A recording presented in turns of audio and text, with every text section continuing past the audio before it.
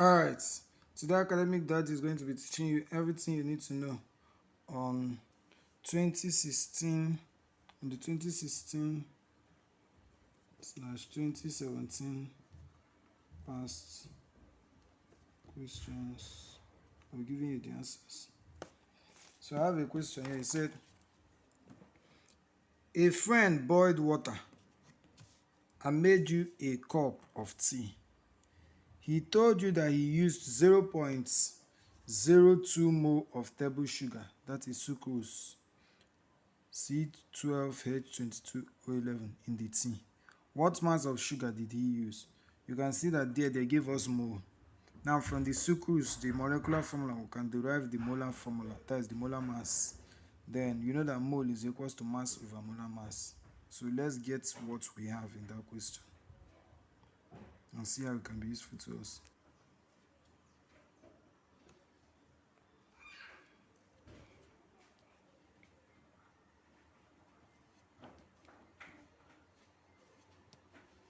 So everything here will give me 144 plus 22 plus 176. And everything is giving me 342. The molar mass. So they say we should find the mass. I don't know the mass, but I know that mole is represented as N is equals to mass over molar mass. So if that be the case, I will now have that this is the same thing as saying M times molar mass is equals to mass. So that is making mass subject of the formula. If you make mass subject of the formula, this and this were times. So I have that this is the same thing as saying 0.02 times 3/4 equals to times mass. It will not give me when I do the mass, it will give me 6.84 gram. So this is my mass. So give me 6.84 gram. Give me 6.84 gram. So let's move to the second question. The second question said, assuming your friend prefers an artificial sweetener such as aspartame, C14H18O2N5 in his tea. Please notice that if you check this molecular formula in the on Google, you notice that there's a slight difference, but please always work with what the exam question give you. Now they say in his tea, a packet of aspartame contains 40 mg of sweetener measured in two significant figures. How many moles of aspartame are in the packets? That is another question.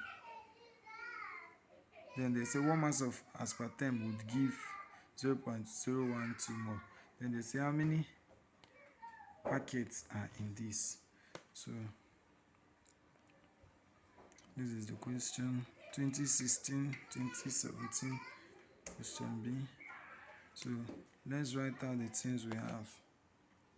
Let's try to write out everything we have. So I'm seeing there. So mass was given to me as milligram. I need to convert this to gram. And converting to gram, I'll simply divide by 1000. So that I have this becomes 0.04 gram. So then the next one, I have 12 into 14. The atomic mass of carbon is 12. I'm getting the molar mass. You know, molar mass is the individual sum of all the atomic masses of elements in the compound. So plus 1 into 18 plus 16 into 2 plus 14 into 5. When you do this, you have 288 gram per mole. So they say that the question is telling us to find, first of all, how many moles. So we know that mole is equals to mass over molar mass. This is the same as 0.04 gram over 288 gram per mole. So gram will cancel gram, mole is left. But this is the same thing as 0.0000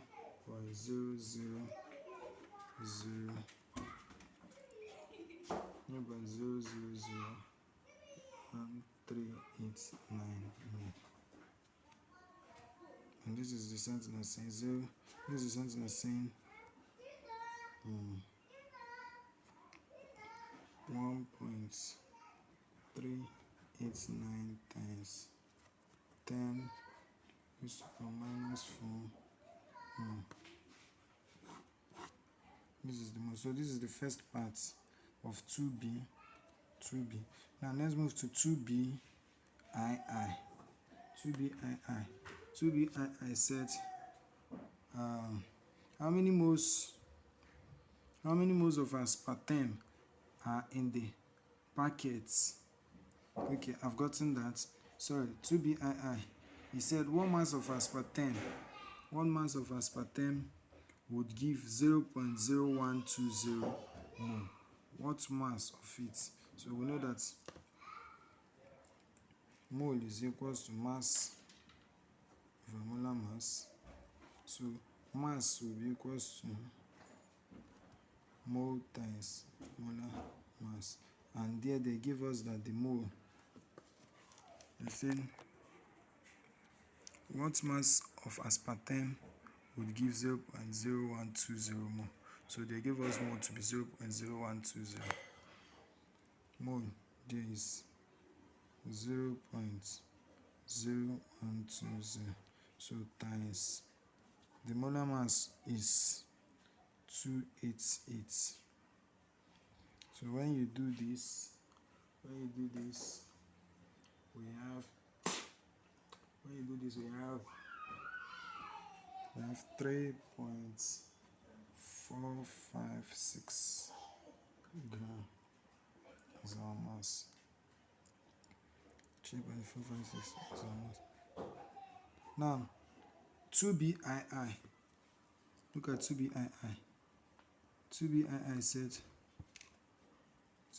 said how many packets are in this?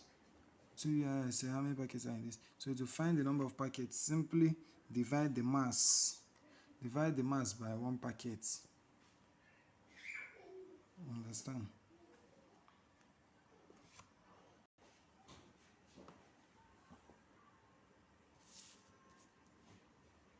So for 2b II, I'll get 3.45 divided by 0.04, and that gives me 86 packets. Supposed to get 6.4, 6 packets. So let's move to the third question.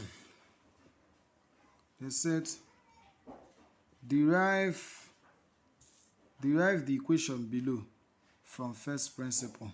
Half-life of radioactive materials. Derive the equation below from first principle. If you don't call it first principle, you call it first order reaction.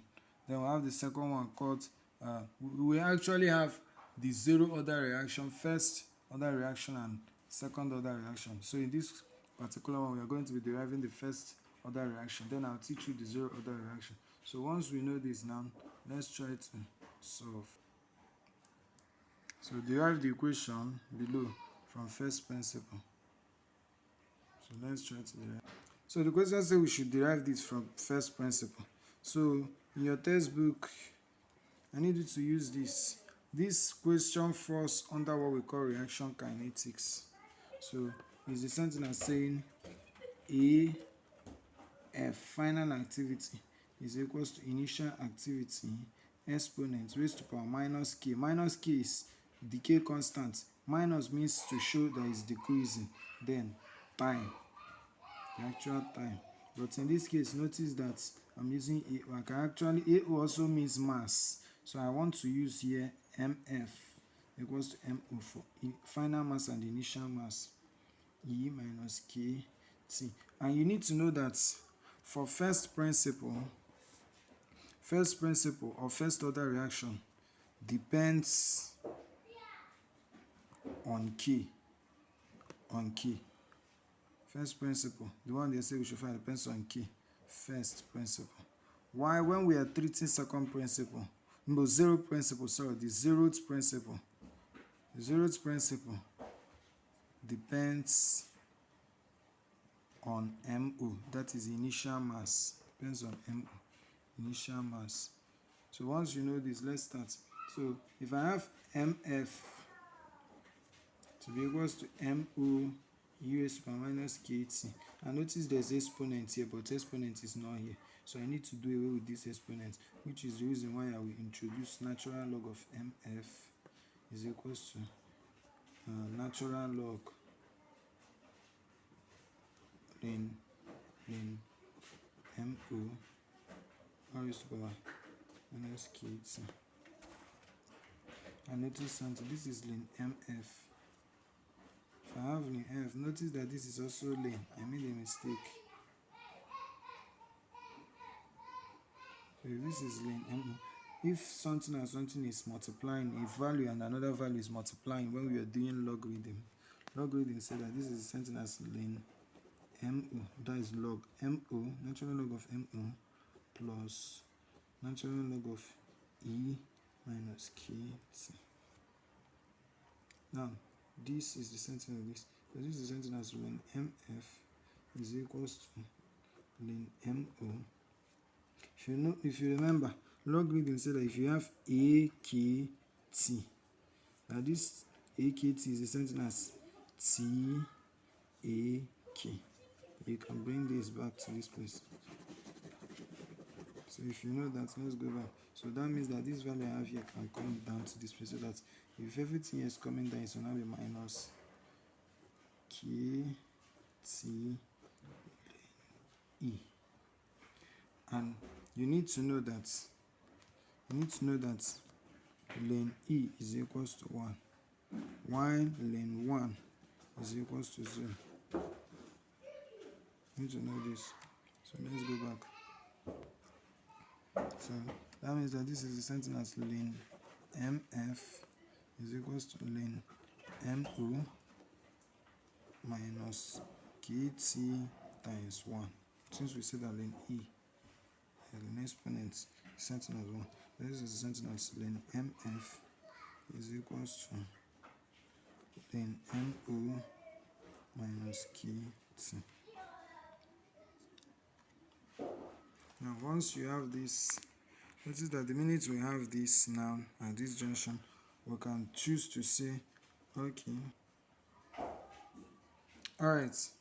Now, at this junction, once you get to this part where you've been able to simplify this formula, This is the formula we need. So we need to fall back to that part where we say that first principle depends on key. That means MO is not the most important thing there. 1-0 principle depends on MO. So we are treating first principle. That means that if you're talking about half-life, at T half, initial mass will be 1 and it will move to half. So let's substitute T half for anywhere we see T, 1 for anywhere we see initial mass, MO, and half for anywhere we see final mass, because it will move from 1 to half. So that this becomes ln 1/2 half equals to ln 1 minus KT half. And you know that this T half means half-life. Half-life is simply the time it takes a substance or a material to disintegrate to half of it, to move from its initial or original value to half of it. So that time is what we call half-life. So this is now the something as saying ln 2 raised to the power minus 1 is equals to ln 1. We say ln 1 is the something as 0 minus KT half. So this is the something as minus KT half is equals to ln 2 raised to the power minus 1. Now notice, anything that is carrying minus 1 in this is the something as carrying this minus 1 to this place. In logarithm, the principle of logarithm, power law or power rule. Carry this thing down to this place.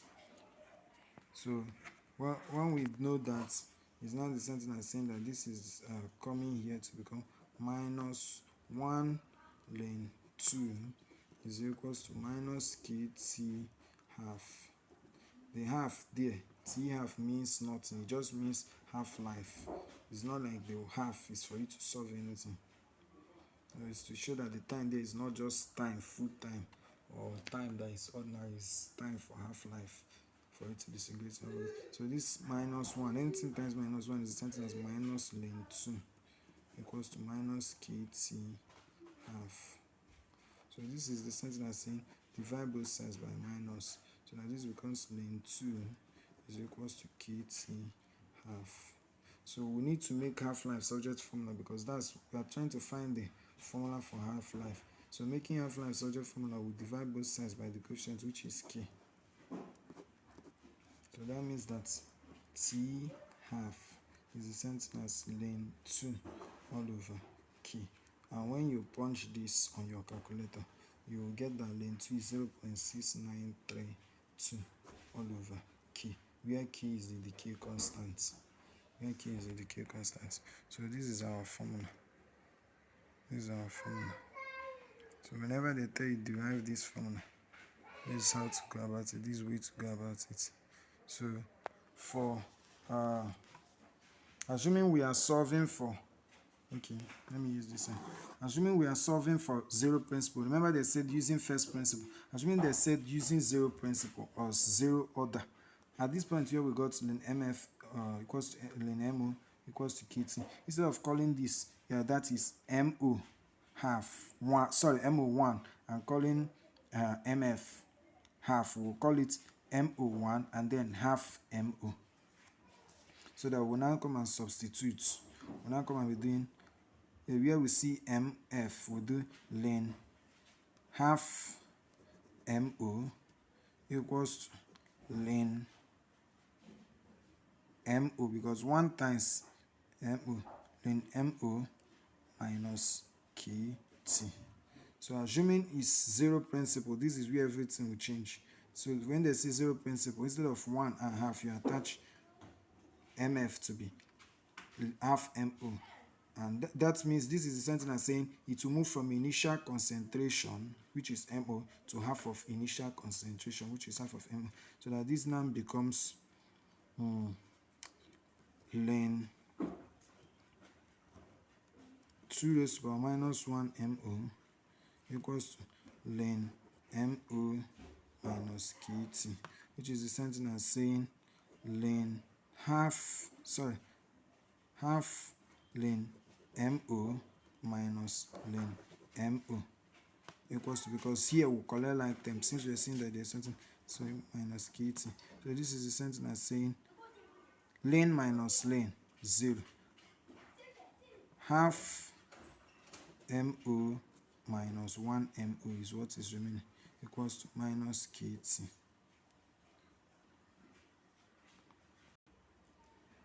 Yes, so look at it.